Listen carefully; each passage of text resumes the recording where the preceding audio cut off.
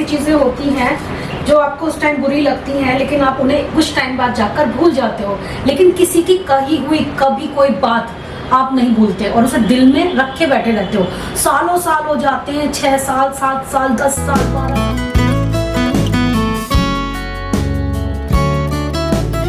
Good morning guys, welcome to Indian mom studio. आज का blog बहुत ही अच्छा होने वाला है, लास्ट तक ज़रूर देखना। आज के ब्लॉग में मैं बात करने वाली हूँ खुद को पॉजिटिव रखने के लिए मैं क्या क्या करती हूँ, और जिसे आप भी करोगे तो आप भी बहुत ज़्यादा खुश रहोगे लाइफ में।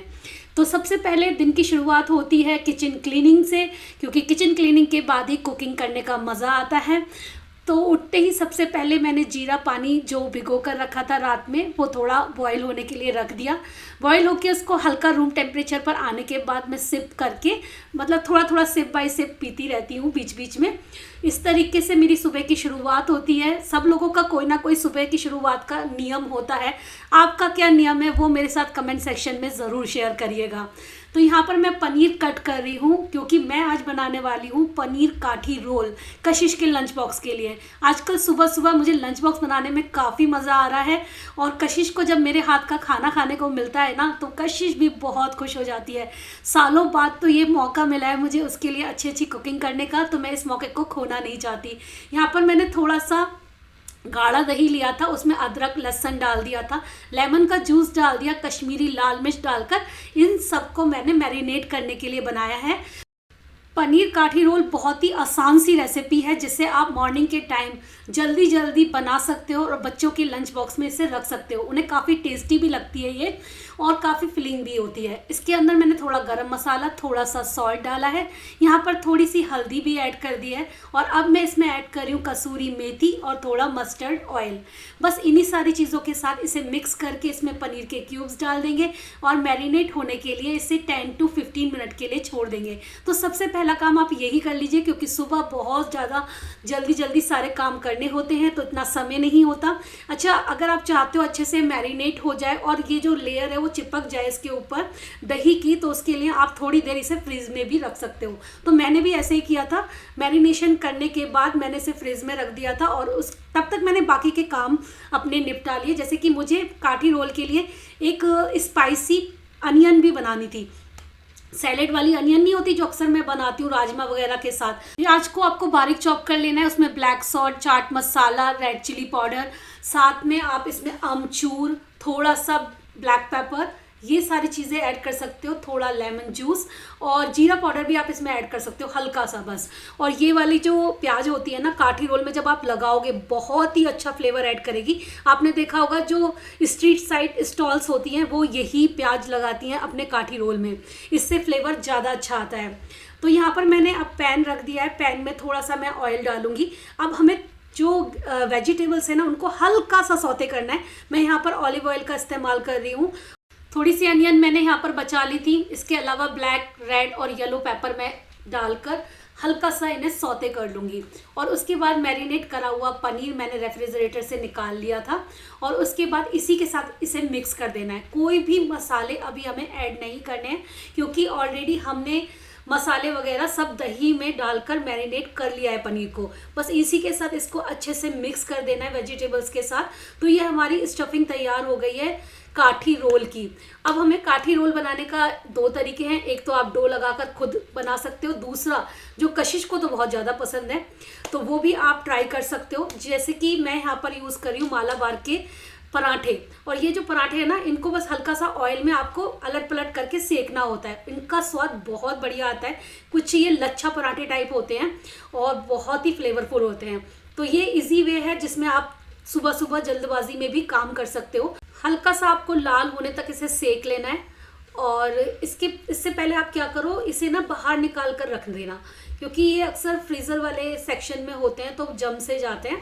तो इन्हें थोड़ी देर रूम टेम्परेचर पर निकाल कर तभी आपको इन्हें सेकना है। अभी मैंने इसके ऊपर लगा दी है हरे धनिया और पुदीने वाली चटनी, जो मैं चटपटी सी बना के तैयार करके हमेशा फ्रीज में रखती हूँ। और उसी के ऊपर मैंने जो ये स्टफिंग तैयार करी है पनीर वाली, वो भी मैंने लगा दी है। और हाँ, स्पाइसी अनियन भी मैंने पनीर के ऊपर लगा दी थी, तो इससे बहुत चटपटा सा रोल बन के तैयार हुआ है। तो इस तरीके से हमारा स्ट्रीट स्टाइल पनीर काठी रोल तैयार हो चुका है। और अब ये जाने वाला है कशिश के लंच बॉक्स में। प्रशांत इसे ब्रेकफास्ट में खा लेंगे और कशिश इसे अपने लंच टाइम में खा लेगी। लंच बॉक्स में मैं और क्या क्या रखने वाली हूँ वो भी आपके साथ अभी दिखा देती हूँ। काठी रोल एक ऐसी रेसिपी है जो कि बच्चों की फेवरेट नहीं बल्कि बड़ों की भी फेवरेट होती है, तो आप इसे अपने हस्बैंड के लंच बॉक्स में भी रख सकते हो कभी कभी उनका टेस्ट चेंज करने के लिए। यहाँ पर फ्रूट में मैं रख रही हूँ मेलन। आजकल मेलन बहुत मीठे आ रहे हैं और ये सीजनल फ्रूट है, हमेशा सीजनल फ्रूट हमेशा अच्छे होते हैं, तो इसी को बस मैंने काट कर उसके बॉक्स में रख दिया था। और लंच के बाद कुछ मीठा खाने के लिए मेलन तो है ही, इसी के साथ मैं रख रही हूँ उसके लिए एक ट्रीट जो कि है ब्रिटानिया की क्रोसॉन्ट। ये उसका फेवरेट है बहुत ज़्यादा, तो ये मैंने रखा है सरप्राइज़ में उसके लिए। जब वो लंच बॉक्स खोलेगी आई होप बहुत खुश होगी। और बाकी का बचा हुआ मेलन मैंने काट कर ग्लास जार में रख दिया था जिससे कि हम लोग अपने ब्रेकफास्ट वगैरह में खा लें।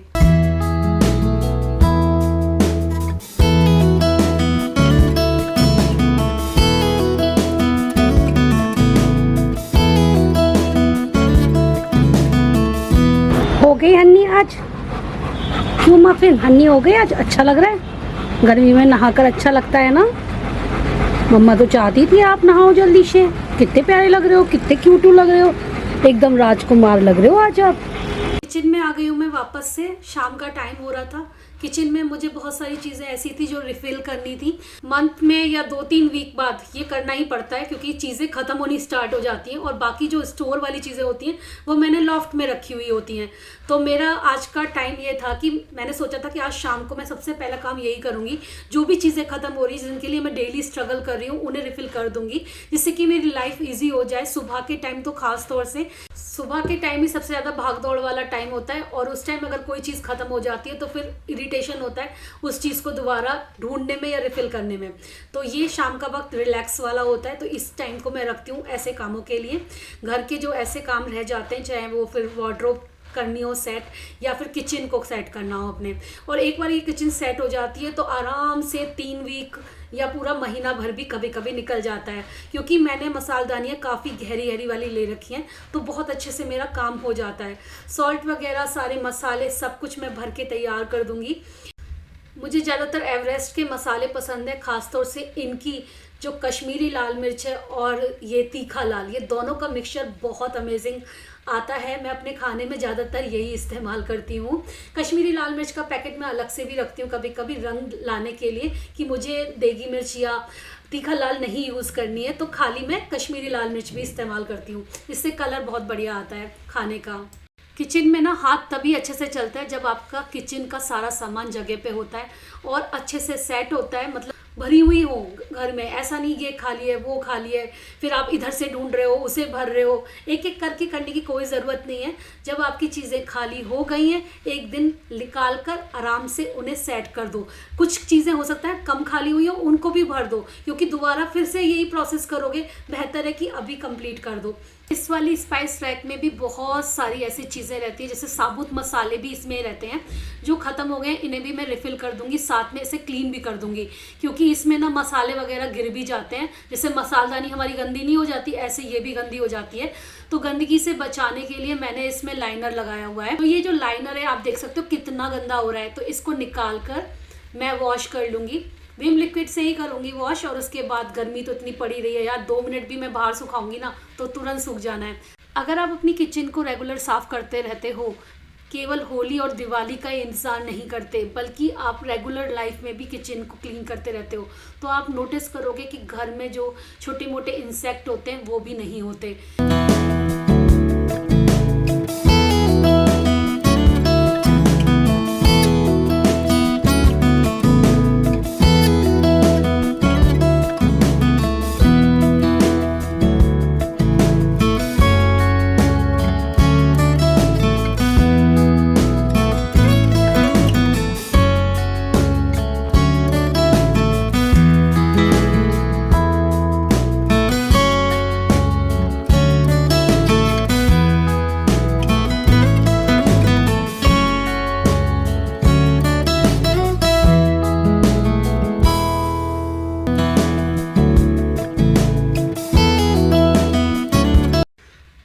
हो गई मेरी पूरी किचन अच्छे तरीके से सेट, थोड़ी बहुत क्लीनिंग वगैरह भी कर दी जहाँ मुझे गंदगी दिखाई दे रही थी। अभी मैं ऑयल रिफ़िल कर रही हूँ, एक मैं ऑलिव ऑयल डालने वाली हूँ और एक मैं cooking oil. Mustard oil already भरा हुआ था तो मैंने उससे रिफ़िल नहीं किया अभी।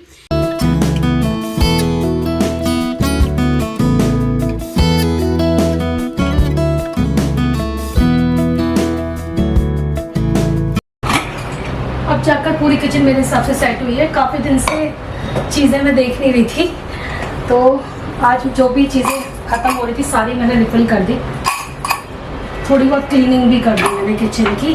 और अभी मैं बनाने वाली हूँ दाल मखनी।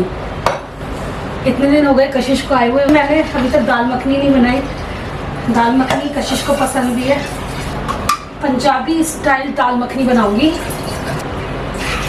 दाल मखनी की रेसिपी मैंने ऑलरेडी शेयर करी हुई है आप सबके साथ, तो मैं वो लगा दूंगी लिंक, आप वहाँ से चेक कर लेना। और जितना धीमे आंच पर इसे कुक करोगे उतनी अच्छी बनती है।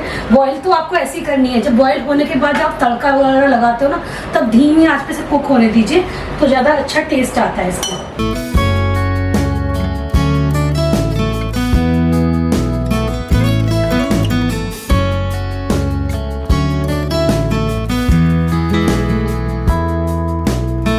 आप सभी लोगों के मैंने सारे कमेंट्स पढ़े जो रिसेंट व्लॉग मैंने डाले दीदी के घर के।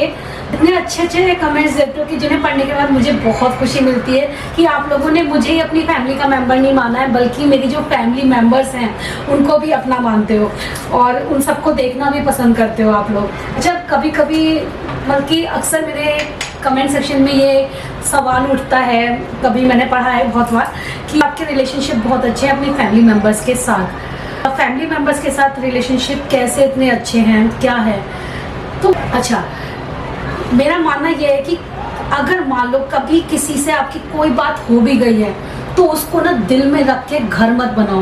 मतलब ऐसा ना करो कि कभी किसी ने आपको 8 साल या 10 साल पहले कोई बात बोली हो और उसको आज तक आपने अपने दिल में रखा हुआ है, और जब कभी भी वो आपके सामने आते हैं या कभी भी कुछ भी ऐसा होता है तो वो बात और गहरी होती चली जाती है। मतलब मेरा इतना सा है, जब चीज़ों को आप अपने दिल में घर करने देते हैं तो वो जो बोझ है ना आपके दिल पर धीरे धीरे करके बढ़ता चला जाता है, और एक टाइम ऐसा आता है कि आप उस बोझ के नीचे दब जाते हो और आपको कुछ समझ नहीं आता है। तो आपको ना लाइट होना होता है। लाइट मतलब आपको चीज़ों को छोड़ना होता है। अगर आप चीज़ों को छोड़ नहीं पा रहे हैं ना और दिल में उसी चीज़ को लेकर बैठे हुए हैं, तो 110% आप किसी भी रिलेशनशिप में, कोई भी रिलेशनशिप हो, चाहे वो हस्बैंड वाइफ की हो, कहते हैं आपके कोई भी फैमिली मेंबर हो सकता है या फिर आपके फ्रेंड भी हो सकता है, आप कभी उसे आगे नहीं बढ़ा पाओगे। किसी ना किसी बात को लेकर आपको हमेशा उनसे कंप्लेंट रहेगी, है ना? तो कंप्लेंट करना एक तो छोड़ दो। कंप्लेंट करना मतलब सबसे गलत आदत है। जब किसी की कंप्लेंट करते हो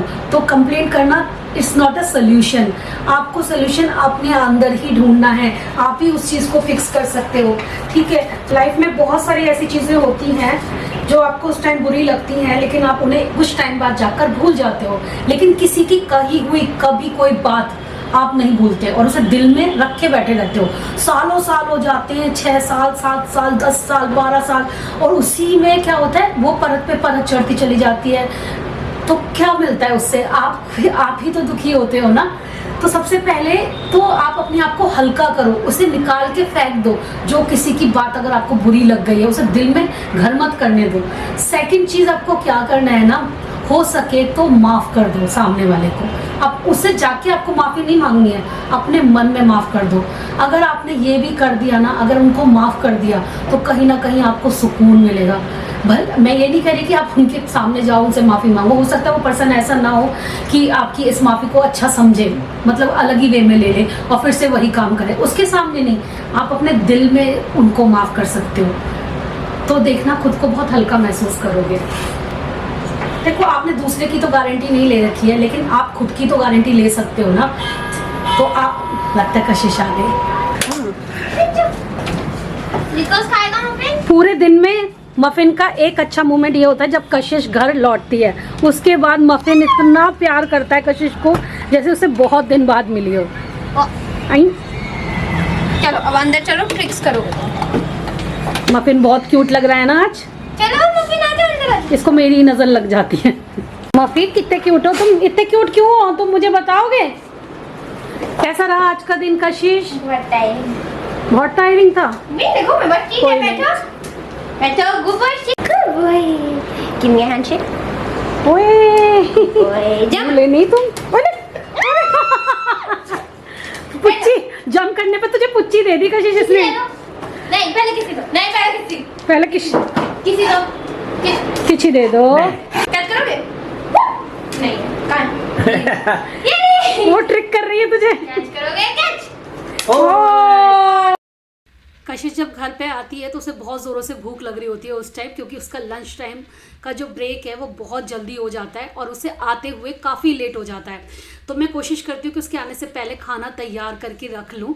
और आज थोड़ा सफाई वगैरह क्लीनिंग में मेरा खाना लेट हो गया है, लेकिन फिर भी एक बार दाल बॉईल हो गई तो तड़का वड़का लगाने में इतना समय नहीं लगता। जब तक वो फेस वॉश वगैरह करेगी तब तक मेरी दाल मखनी पूरी तरीके से रेडी हो जाएगी।